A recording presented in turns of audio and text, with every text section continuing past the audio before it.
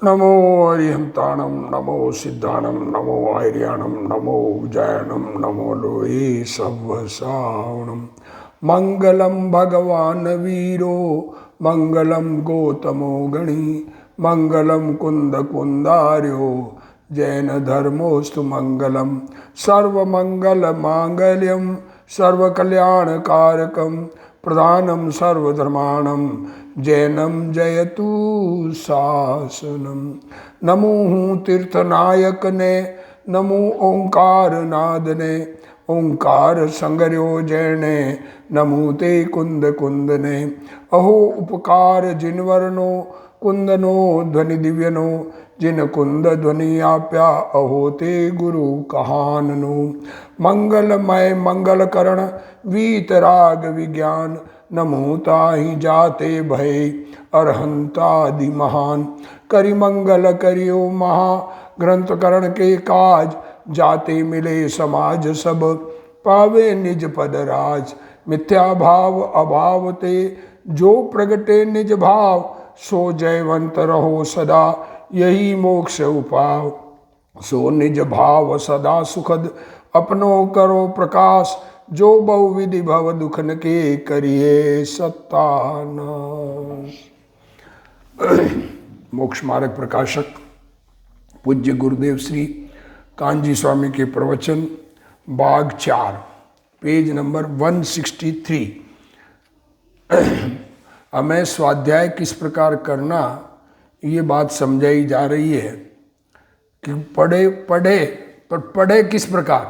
दिक्कत ये है पढ़कर अर्थ अपने मन से निकालेंगे और सच्चा अर्थ नहीं निकालेंगे तो अपना कल्याण नहीं होगा। जो क्या कह रहे हैं देखो, यहाँ कोई प्रश्न करे, देखो क्या कह रहे हैं, ग्रंथ में अलग अलग प्रकार से अर्थ लिखते हैं, उसका संभवित अर्थ समझ लेना। यहाँ ये बात कही गई तो क्या कह रहे हैं, यहाँ कोई प्रश्न करे कि यहाँ अन्य अन्य प्रकार संभवित हो, वहाँ तो स्यादवाद संभव है। देखो क्या कह रहे हैं, अन्य प्रकार से संभावना हो कि ये इस प्रकार कहा और ये इस प्रकार कहा, वो तो स्यादवाद है। परंतु एक ही प्रकार से शास्त्र में परस्पर विरोध भाषित हो, एक ही प्रकार से आत्मा को कर्ता कहा, राग का कर्ता कहा और फिर राग का ही अकर्ता कहा, ये एक ही प्रकार से कहा, तो वहां क्या करें। देखो दृष्टांत दिया है, जैसे प्रथमान योग में एक तीर्थंकर के साथ हजारों मोक्ष गए बतलाए। क्या लिखा है प्रथमान योग के ग्रंथ में, कहानियों में ये लिखे कि एक तीर्थंकर मोक्ष गए, उनके साथ हजारों 10,000 लोग 5,000 लोग ऐसे मोक्ष गए मुनि। तो कहते हैं कि ये बात कही, पर ये बात मैच नहीं बैठती। क्यों कि कर्णान योग जो भगवान के ज्ञान, केवल ज्ञान का विषय है, उसमें कहा कि 6 महीना और 8 समय में 608 जीव मोक्ष जाते हैं।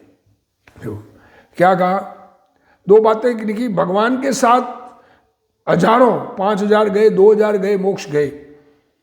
और कर्णान योग ये कहता है कि 6 महीने और 8 समय में 608 से ज्यादा जीव मोक्ष नहीं जाते, ये मैक्सिमम है संख्या। तो ऐसा नियम कहा है, नियम, ये नियम है, रूलिंग है। तो प्रथमान योग में ऐसा कथन किया है। देखो अब उसका कह रहे हैं कि प्रथमान योग में ऐसा कथन किया है कि देव देवांगना उत्पन्न होकर फिर मरकर साथ ही मनुष्यादि पर्याय में उत्पन्न होते हैं। अब देखो दो बातें कर रहे हैं, परस्पर विरुद्ध लग रही है एकदम, कर्णान योग से मैच नहीं बैठता है। प्रथमान योग में कथा में कहा कि महावीर स्वामी मोक्ष गए, उसके साथ उनके साथ 1000 लोग मोक्ष गए, या आदिनाथ भगवान के साथ 1000 गए, या किसी के तीर्थंकर के साथ इतने गए। तो 6 महीने 8 समय में 608 से ज़्यादा नहीं जाते। एक बात तो ये। दूसरा कहा देव और देवांगना उत्पन्न हुए, देव देवी है। अब देव की आयु तो सागरों में, कर्णान योग में देव की आयु सागरों प्रमाण और देवांगना की आयु पल्य प्रमाण। सागर और पल्य में समझ में आता है, एक सागर में 10 करोड़ा करोड़ी पल्योपम होते हैं। अब देव की आयु 2 सागर और देवी की आयु 2 पल्य की।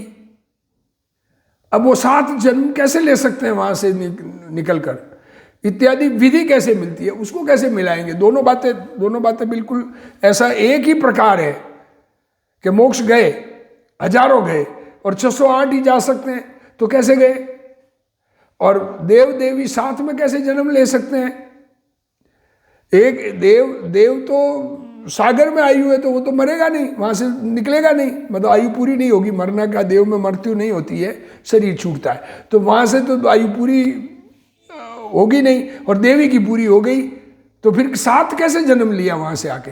ये दो पॉइंट दिए ना इन्होंने, उत्तर दे रहे। देखो, कर्णानियोग में जो कथन है वह तो तारतम्य सहित है। अब तारतम्य का क्या मतलब है? बिजली में वायर में करंट चलता है ना, वो कंटिन्यू चलता है, तारतम्य। तो कर्णानियोग का कथन तो कंटिन्यूटी की अपेक्षा बिल्कुल सही है, जैसा है वैसा ही कहा। और अन्य अनुयोग में कथन प्रयोजन अनुसार किया है। देखो अब क्या कहते हैं, वहां प्रयोजन था, बताना है बहुत जीव मोक्ष गए, पर कैसे गए वो भी बताएंगे। ऐसा नहीं है साथ गए, वो बात झूठी नहीं है, पर किस प्रकार गए उसको समझना पड़ेगा। इसलिए देखो, कर्णानियोग का कथन तो जिस प्रकार किया है उसी प्रकार है।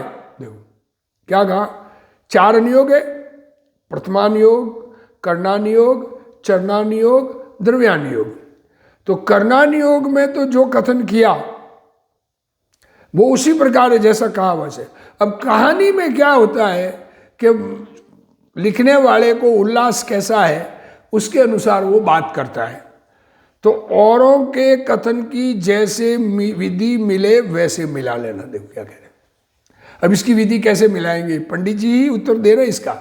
पंडित जी ने ही प्रश्न पैदा किया, पंडित जी ही उत्तर दे रहे हैं कि विधि मिले वैसे कैसे मिलाना। क्या हजारों मुनि तीर्थंकर के साथ मोक्ष गए बतलाए। वहां यह जानना कि एक ही काल में इतने मोक्ष नहीं गए। लो देखो क्या कहा, कहानी में कहा हजारों गए और मानना नहीं। क्या कहना चाह रहे हैं, बात समझना पड़ेगा। जैसा शास्त्र में लिखा उसके अनुसार समझना पड़े तो वो दादाजी की चिट्ठी की तरह वांछन हो जाएगा। क्या कह रहे? देखो, एक ही काल में इतने मोक्ष नहीं गए, परंतु जहां तीर्थंकर गमनादि क्रिया मिटाकर स्थिर हुए, तीर्थंकर का विहार बंद हो गया, योग निरोध शुरू हो गया, 14वां गुणस्थान शुरू हो गया, जहां स्थिर हुए वहां उनके साथ इतने मुनि तिष्ठे। वहां पर इतने मुनि साथ में बैठ गए, हजारों लिखे वो। फिर आगे पीछे मोक्ष गए। देखो, कोई पहले भी चला गया, कोई बाद में गया, एक साथ सब नहीं गए। क्या कह रहे? 6 महीने 8 समय में 608 ही जाते हैं। तो वो हजारों की बात तो सत्य है, पर हजारों उनके तीर्थंकर गए, उनके साथ ही साथ नहीं गए। उस जगह जहाँ वहां पर आके विराजमान थे वहीं स्थिर बैठे रहे, और कुछ मोक्ष गए, कुछ बाद में गए, 6 महीने बाद जा सकते हैं ना। ये कहना चाह रहे। देखो, इस प्रकार प्रथमान योग और कर्णान योग का विरोध दूर होता है। देखो, ये इस प्रकार से देखो, कथा कहानियों में कई बातें। अब नगरी का वर्णन करेंगे, इतनी बड़ी नगरी, ऐसे वैसे वैसे। अब वो बड़ा करके नहीं दिखावे तो समझ में ही नहीं आवे। अभी वर्तमान में भी टीवी में कोई लड़ाई बतानी है तो ऐसी बताएगा जो भयंकर लड़ रहे हैं। एक्चुअली वो बताना है कि बहुत लड़ाई हुई। अब वो कैसे बताना, फिल्म कैसे बनाना उसकी। तो वो उसी प्रकार प्रथमान योग में जो कथा कहेंगे वो आपको मोक्ष जाने की बात कहना है, तो सामान्य नहीं कह के हजारों गए। अब हजारों किस प्रकार गए वो भी बात सही, बात झूठी नहीं कही, बात सत्य कही, ऐसे कहा। तथा अब देव देवांग, अब उसमें तो चलो आपने बन मिला लिया कि देव देवांगना साथ उत्पन्न हुए। देव और देवी एक जगह उत्पन्न हुए। फिर देवांगना ने 6 कर बीच में अन्य पर्याय धारण की। देवी निकल गई पहले, वो तो पल्ली की आयु है, वो तो आ गई। अब दूसरी पर्याय में रही। अब उससे कोई प्रयोजन नहीं था कथा में। जो कहानी कहना है उस कहानी में उनका प्रयोजन न जानकर कथन नहीं किया। अब देवी कहीं कहीं जन्म लिया, उसको क्यों बताना, कोई जरूरत ही नहीं। कहानी तो उनकी चल रही है, देव देवी की। तो फिर वे 7 मनुष्य पर्याय में उत्पन्न हुए। बस ये बताना है। देव क्षय करके मनुष्य हुआ, उस समय देवी भी स्त्री रूप से जन्म लिया, ये कहना चाह रहे। इस प्रकार विधि मिलाने से, देखो पुरुष रूप से उत्पन्न होने का कहे तो वो संभव नहीं है, क्योंकि देवी अगर पुरुष बन जाए और फिर बाद में मिलना बतावे तो वो संभव नहीं है। या तो अंतिम समय हो किसी देव का, उसके भी आयु पल्ले ही बची हो, और जो देवी आई वो साथ में ओके हो जाए, वो बात अलग है। लेकिन स्त्री रूप में कहीं भी, स्त्री रूप में, पुरुष रूप में कहीं भी, मिथ्या दर्शन रूप में कहीं भी जन्म लिया, फिर जब देव मनुष्य बना तब वो देवी मनुष्य बनी, उस कथा को वहां आके मिलाया गया है। देखो इसी प्रकार अन्यत्र विधि मिला लेना, ये विधि मिला। अब आप शास्त्र पढ़ रहे हैं, पढ़ते हुए ऐसे कथन आएंगे। अब ऐसे कथनों की विधि मिलाने का तो खुद का है, दूसरे का कुछ नहीं है। अभी अभी अभी आप ये कहो कि नहीं ऐसा विधि नहीं, तो फिर वो तो विधि ऐसे ही मिलाई जाती है कथन करने में, प्रथमान योग की कथा में। और कर्णान योग तो भगवान का वचन है, वो तो पत्थर की लकीर है, नियम है, रूलिंग है। भगवान ने जैसा देखा वैसा वहां कहा गया है, इसलिए उस रूलिंग से मैच कराना। ऐसा नहीं कि कर्णान योग में कुछ गलत कह दिया होगा, जैसे 2-3 पीछे आया था, 2-3 सम्यक दृष्टि है वर्तमान काल में। अब 2-3 कहने का क्या मतलब, 2-3 है का मतलब गिनेंगे कि ये 1 और ये 2 हो गए, अब तीसरा कोई सम्यक दृष्टि नहीं हो सकता, ऐसा नहीं है। कम है ये कहना चाह रहे हैं, थोड़े हैं। अब थोड़े को 2-3 भी कह देते हैं। क्या कह रहे हैं, कोई एक आयोजन करे 10,000 आदमियों का और 150 लोग आवे, तो ऐसा कहते हैं ना कि 2-3 लोग आए ही नहीं लोग, ऐसा कहते हैं कि नहीं कहते। वैसे ही है ये कि सम्यक दृष्टि 2-3 है। 2-3 का मतलब कम है, कोई संख्या गिनती नहीं की गई है वहां पर। संख्या की गिनती तो कर्णान योग में बताई उतनी है, उस हिसाब से देखो। इसी प्रकार अन्यत्र विधि मिला लेना। फिर प्रश्न है कि इस प्रकार के कथनों में भी किसी प्रकार विधि मिलती है, बराबर है, आपका बराबर कहना है। परंतु कहीं नेमिनाथ स्वामी का सोरीपुर में जन्म और कहीं द्वारावती में जन्म कहा। क्या कहा? अब नेमिनाथ तीर्थंकर भगवान है, किसी शास्त्र में तो लिखा कि सोरीपुर में जन्म हुआ, सोरीपुर में उनका जन्म स्थान भी बनाया हुआ है, और कहीं पर लिखा कि द्वारका में हुआ। अब भगवान का जन्म कहाँ हुआ?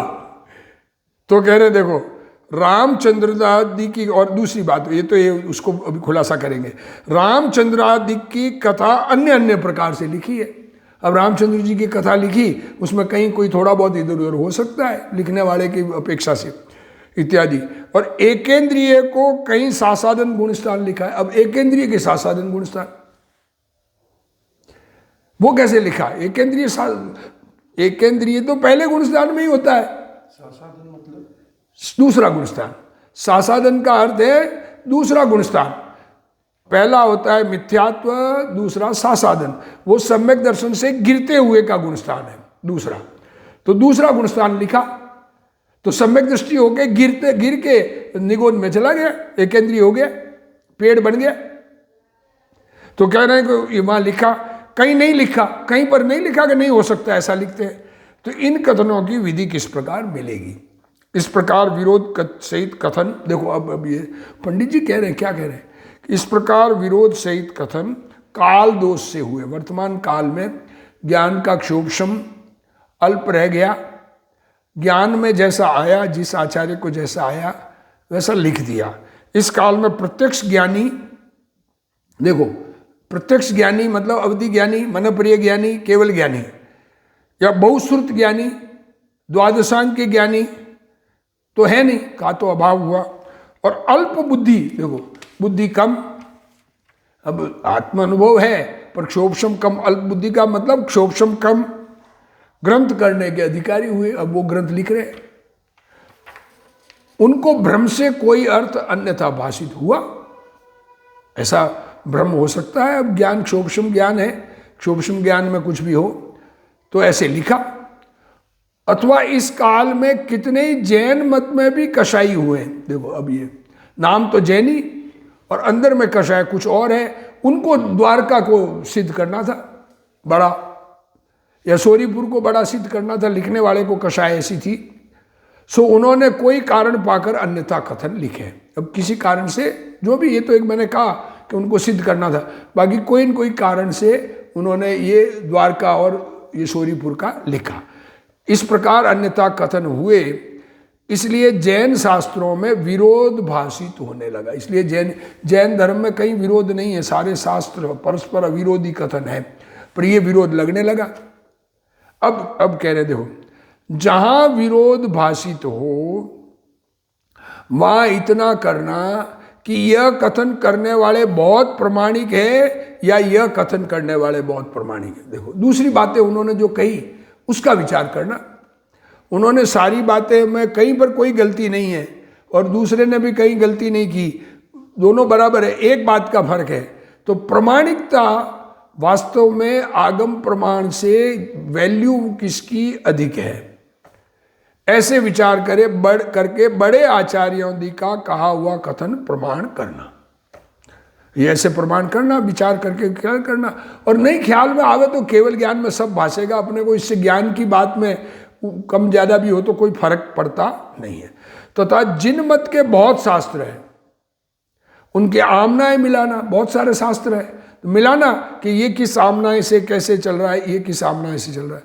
जो कथन परंपरा आमनाएं से मिले, उनके किस गुरु से कैसे कैसे कौन हुआ लिखने वाला, और ये लिखने वाला किस गुरु से कहाँ भेद पड़ा, उस जो आमनाएं जिसकी मिले उस कथन को प्रमाण करना। इस प्रकार विचार करने पर भी सत्य असत्य का निर्णय हो सके, इसलिए इस प्रकार विचार करके निर्णय करना। बाकी ज्ञान की बात का विशेष निर्णय नहीं हो तो भी कोई विशेष बात नहीं है, ये कहना चाह रहे हैं। अनुभव की बात सब जगह समान है, तो जैसे केवली को भाषित हुए हैं वैसा प्रमाण है। ये देखो क्या करना कि केवल ज्ञानी के ज्ञान में जैसा होगा वो सही है, अब ये जो है सो है, अब ऐसा लिखा है, बस इतना मान लेना, ऐसा मान लेना। क्योंकि देवादिक का व तत्वों का निर्धार हुए बिना तो मोक्ष मार्ग होता नहीं। देखो अब क्या कहा, देव, गुरु और धर्म और 7 तत्व, इनका निर्णय अगर नहीं करेंगे तो मोक्ष मार्ग की शुरुआत नहीं होगी। क्षोभशम ज्ञान की बात को वैल्यू नहीं देना चाहिए, हो गया तो कोई बात नहीं, ऐसा विचार करना। पर उसमें भी बताएंगे कि ये हो गया तो भी ऐसी भूल नहीं है जो अन्य मत में किसी का जन्म कहीं से और कहीं से गर्भहरण ऐसी बातें करते हैं, ऐसा नहीं है। नगर में जन्म हुआ है, द्वारका में हो के सोरीपुर में, ऐसा नहीं कि हवा में जन्म हो गया। अन्य मती तो ऐसे भी कह देते हैं, तो वो जैन धर्म में वैसा नहीं कहेंगे, ये इतना विचार करना। देखो देवादिक का व तत्वों का निर्धार हुए बिना तो मोक्ष मार्ग होता नहीं। देखो और उसका निर्धार भी हो सकता है। देव वीतराग सर्वज्ञानी हितोपदेशी होते हैं, गुरु निर्ग्रंथ होते हैं, और धर्म राग रहित वीतरागी बन जाना, इसका नाम धर्म है। तो ये तो बात, इसका तो निर्णय किया जा सकता है। विचार करें तो राग में दुख लगेगा और वीतरागता में सुख लगेगा, ये समझ में आ जाए। और वीतरागी परमात्मा है, उनका उपदेश कार्यकारी है, ये समझ में आएगा। इसलिए कोई उनका स्वरूप विरुद्ध कहे, कोई अगर उल्टा स्वरूप कहे तो स्वयं आप ही को भाषित हो जाएगा, खुद को ही ख्याल में आ जाएगा कि ये बात खोटी कही गई है यहाँ पर। ऐसा हो नहीं सकता। कोई राग में धर्म बतावे, जैसे लिखा है कई जनों ने समेत शिखर जी की यात्रा कर ले 50 बार तो मोक्ष निश्चित हो जाए, ऐसा लिख दिया तो वो खोटा है, ये समझ में आ जाएगा कि ऐसा संभव नहीं है। भगवान का मंदिर बनाने से मोक्ष निश्चित हो जाएगा, ऐसा लिखे तो ये तो समझ में आता है कि राग से कभी वीतरागता होती नहीं है। भगवान का मंदिर बनाने का भाव तो राग है, तो ये समझ में आ जाएगा। ऐसा लिखने वालों का तो निषेध स्वयं हो जाएगा। तो अन्य कथन का निर्धार न हो, अब जिसके बारे में हम निर्णय नहीं कर सकते, कहाँ जन्म हुआ, कोई सोरीपुर कह रहा है, कोई द्वारका में कह रहा है भगवान का जन्म, तो वहाँ संशय आदि रहे, डाउट रह सकता है, या अन्यथा भी जानपना हो जाए तो केवली का कहा प्रमाण है। भगवान केवल ज्ञानी के ज्ञान में जैसा आया वो प्रमाण है। हमें नहीं ख्याल में आया तो हमारे क्षोभशम से कोई फर्क पड़ता नहीं। जैसे द्वीप समुद्र आदि की कथा है, अब दुनिया को नहीं समझ में आती, कहाँ है अड़ी ढाई द्वीप, कहाँ है नंदीश्वर द्वीप, कहाँ है पंचमेरु, कहाँ है। अब जिनके ज्ञान का शोभशम नहीं है उनको नहीं ख्याल में आवे, हमारे ज्ञान में भी नहीं है, तो हम कैसे उनको बतावे कि वहां पर जाके देख लो। तो अब भगवान ने कही हुई बात है इसलिए उसको स्वीकार करें। वीतराग सर्वज्ञानी हितोपदेशी खोटा क्यों कहेंगे। और उनके जो आड़तीय संत हैं वो भी राग द्वेष रहित निर्ग्रंथ है, उनको किसी से कोई लेना देना नहीं है। ऐसे संतों ने शास्त्र लिखा है तो उसमें सब बात प्रमाणिक सच्ची लिखी है, जैसा ज्ञान में आया वैसा ही लिखा है। ऐसा श्रद्धान रहे तो मोक्ष मार्ग में विघ्न नहीं है, ऐसा जानना। अब वापस गुरुदेव श्री इसका खुलासा कर रहे इतनी बात का। देखो प्रश्न, जहां अन्य प्रकार हो वहां तो स्यादवाद संभव है, परंतु एक ही प्रकार से शास्त्रों में विरुद्धता भाषित हो तो क्या करे, वहां क्या करे। जैसे कथा में आता है कि तीर्थंकर के साथ हजारों मुनि मोक्ष पधारे, जबकि करणान योग में 6 महीना 8 समय में 608 जीव मोक्ष जाते हैं, इससे अधिक नहीं जाते, ऐसा कथन है। तो फिर हजारों मुनि किस प्रकार मोक्ष गए। तथा कथा में आता है कि देव देवांगना उत्पन्न होकर फिर मरण प्राप्त पाकर साथ ही मनुष्य आदि पर्याय में उत्पन्न होते हैं, जबकि करणान युग में देव की आयु सागरोपम प्रमाण और देवांगना की आयु पल्योपम प्रमाण कही है। इत्यादि कथनों की विधि किस प्रकार मिलेगी। उत्तर, समय समय वर्ती परिणाम को बतलाने वाले शास्त्रों में तो जैसा है वैसा ही कथन किया। जो गुरुदेव सिंह ने खुलासा बात कर दी, एक एक समय कैसा कैसा भाव जीव को होता है, क्या क्या परिणाम होते हैं, इसका कथन तो करणान योग के शास्त्र है वैसा किया है। अब अन्य शास्त्रों में प्रयोजन अनुसार कथन है। देखो क्या कहा, अब प्रथमान योग में कहानी है तो कहानी में देवी का प्रयोजन कितना है, वो देव के साथ उत्पन्न हुई उतना प्रयोजन है, ये विचार करने की बात है। तो प्रयोजन अनुसार है, अतः विधि मिला लेना।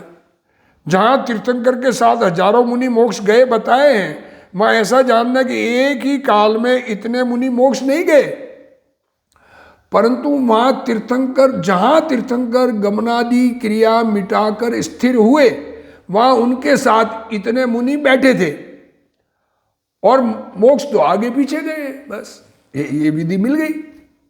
अभी 608 कहते हैं तो 608 से ज्यादा जा ही नहीं सकते, वो तो कथन पक्का कथन है।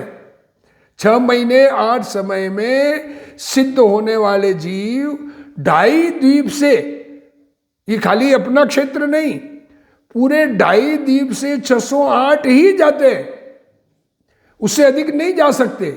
ये कथन तो करणान योग का परफेक्ट है, पर फिर दूसरे की विधि मिला लेना है, ऐसा कहा।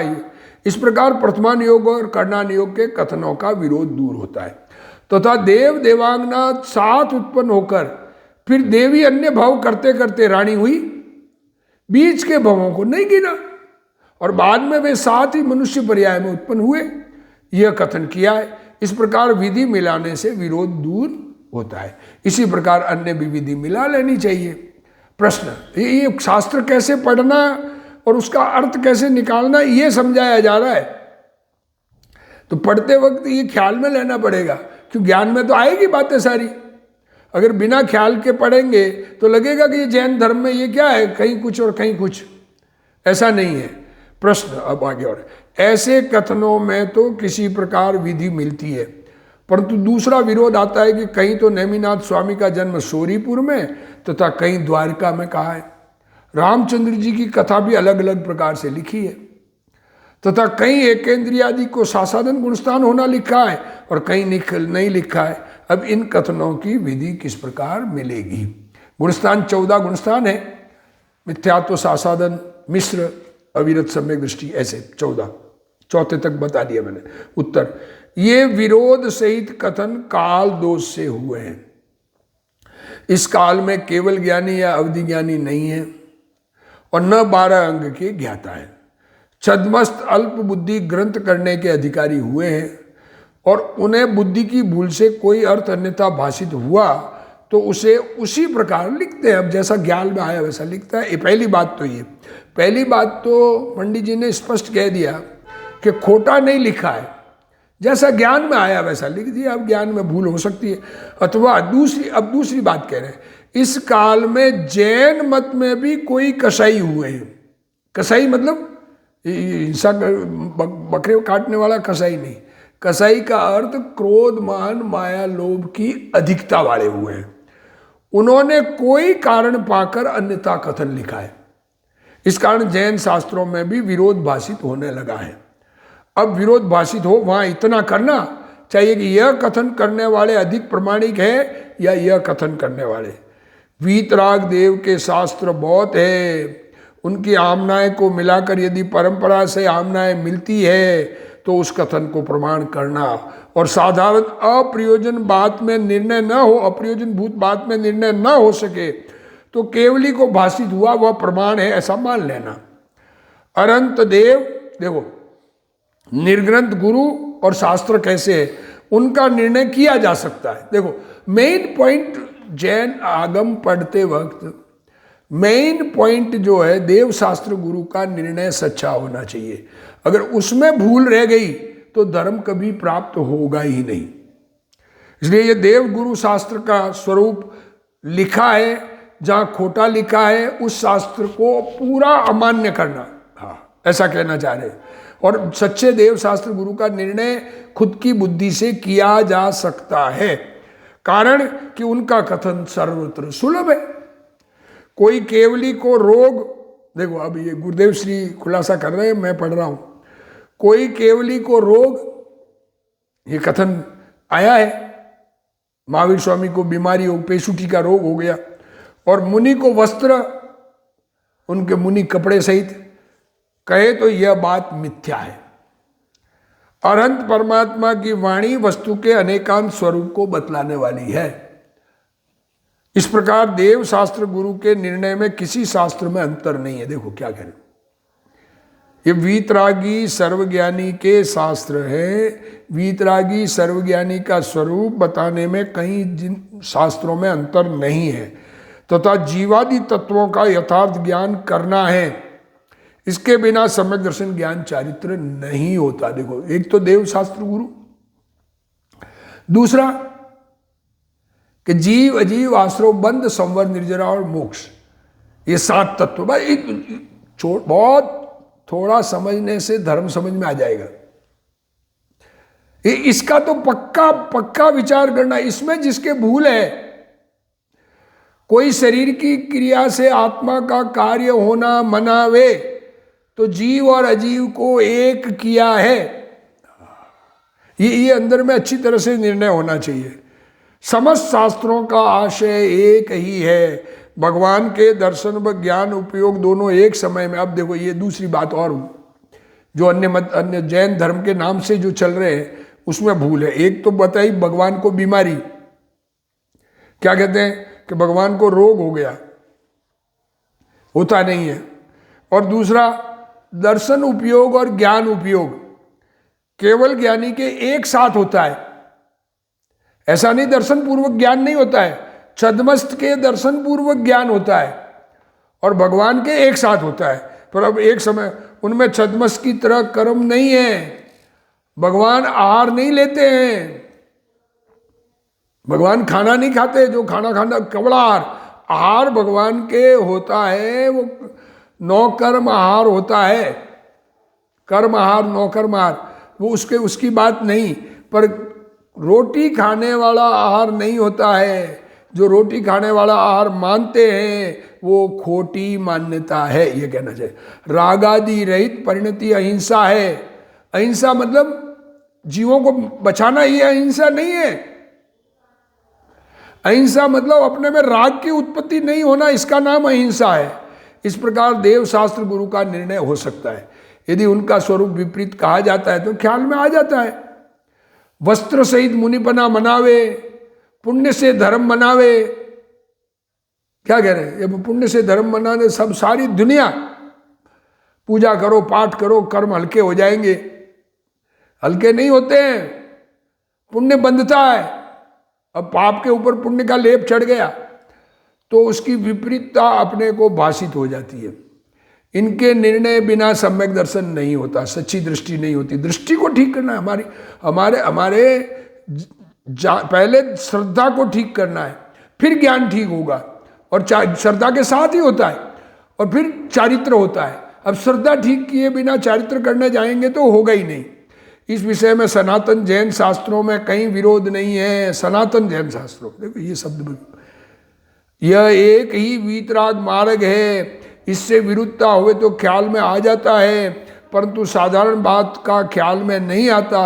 जैसे नेमिनाथ भगवान का जन्म सोरीपुर में हो या अन्यत्र, इसका पता नहीं चले तो मोक्ष मार्ग में कोई विघ्न नहीं आता। अप्रयोजनभूत बात में संशय रहे अथवा अन्यथा जानपना हो, परंतु जो केवली ने कहा वह प्रमाण मान ले तो मोक्ष मार्ग में विघ्न नहीं है। परंतु प्रयोजनभूत बात में अंतर नहीं चलता। इसमें अगर अंतर मानेगा, राग से धर्म मानेगा, तो सत्य धर्म नहीं प्राप्त होगा। देव शास्त्र गुरु के स्वरूप में फेर फार माने और वस्त्र सहित मुनिपना माने तो मूल में भूल है। देखो, इस बात में वीतराग के किसी शास्त्र में विरोध नहीं है। इसलिए सत्य समझने का प्रयत्न करना, सत्य समझकर अपना कल्याण करना, दुनिया को रागी द्वेषी देखकर कषाय नहीं करना। इसी प्रकार से विचार करके सच्चा स्वरूप अपने में प्रकट करें। इसी भावना के साथ आज का स्वाध्याय पूर्ण करते हैं। हे जिनवाणी भारती तोई जपू दिन रैन, जो तेरा शरणा गए सो पावे सुख चैन। जा वाणी के ज्ञान ते सूझे लोकालोक, सो वाणी मस्तक नमो सदा देत हूँ ढोक। जिनवाणी मात की जय।